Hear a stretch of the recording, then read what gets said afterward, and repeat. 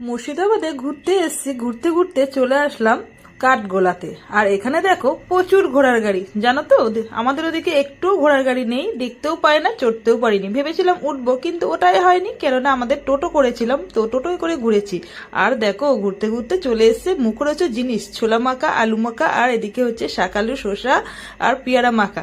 তো শাকালু মাখা, পেয়ারা মাখা, ছোলা মাখা তো সকালবেলার দিকে আর খেলাম না, আমরা একটু আলু কাবলি নিয়ে নিলাম।